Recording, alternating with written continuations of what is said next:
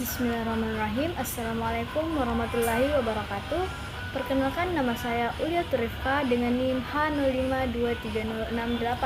Sebelumnya saya berterima kasih kepada Ibu Dr. Evi Segarawati Ampri selaku dosen pengampu pada mata kuliah pengembangan kurikulum dan bahan ajar. Pada kesempatan kali ini saya akan membahas sedikit tentang peran kurikulum dalam kegiatan belajar dan pembelajaran.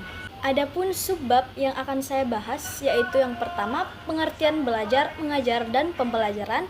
Yang kedua, pengalaman empirik sebagai sumber belajar. Kemudian yang ketiga, filsafat sebagai sumber belajar. Dan yang terakhir yaitu pembelajaran menggali konsep siswa. Yang pertama yaitu pengertian belajar.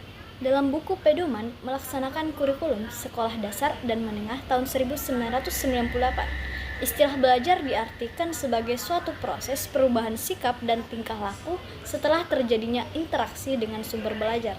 Kemudian, apa yang dimaksud dengan belajar?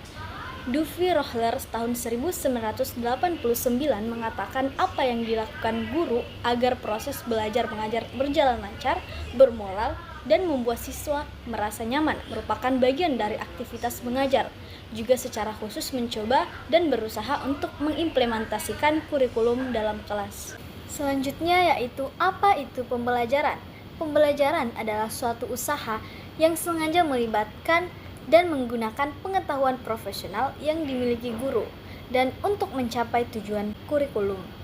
Jadi, pembelajaran adalah suatu aktivitas yang dengan sengaja untuk memodifikasi berbagai kondisi yang diarahkan untuk mencapai suatu tujuan, yaitu tercapainya tujuan kurikulum. Sebab selanjutnya yaitu pengalaman empirik sebagai sumber belajar. Pengalaman empirik di sini adalah apa yang diperoleh langsung seseorang, baik melalui penglihatan, pendengaran, dan perbuatan, untuk sesuatu yang diperoleh dari pengalaman yang luas. Sebagai misal, mengajar merupakan suatu kiat dan dilakukan secara profesional. Hal ini merupakan tugas utama bagi seorang guru. Subbab selanjutnya yaitu filsafat sebagai sumber belajar. Dimyati tahun 1994 menyebutkan bahwa terdapat 6 jenis materi ilmu yang dikembangkan. Keenam jenis materi ilmu tersebut meliputi yang pertama, ide abstrak, yang kedua, benda fisik, yang ketiga, jasad hidup, yang keempat, gejala rohani, yang kelima, peristiwa sosial, dan yang terakhir, proses tanda. Keenam jenis materi ilmu ini satu sama lain berbeda.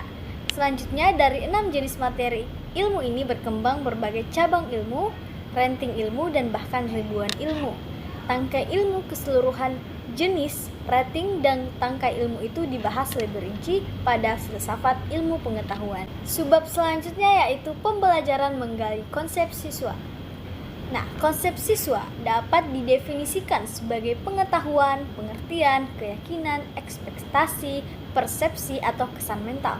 Setiap pribadi siswa terdapat dunia sekitar di mana dia hidup beserta fenomena yang terdapat di dalamnya.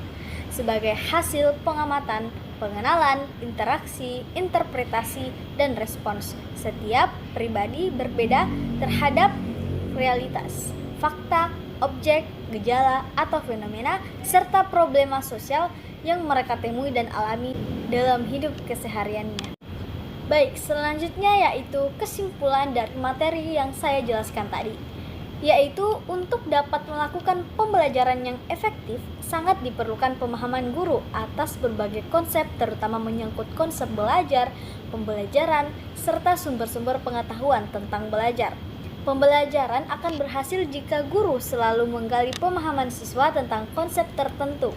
Pembelajaran berdasarkan penggunaan konsep siswa sangat bermanfaat dalam upaya meningkatkan kinerja profesional guru, kinerja siswa, dan iklim sosial pembelajaran. Demikianlah yang dapat saya sampaikan mengenai materi peran kurikulum dalam kegiatan belajar dan pembelajaran. Semoga bermanfaat bagi kita semua. Terima kasih dan maaf apabila ada kekurangan. Wassalamualaikum warahmatullahi wabarakatuh.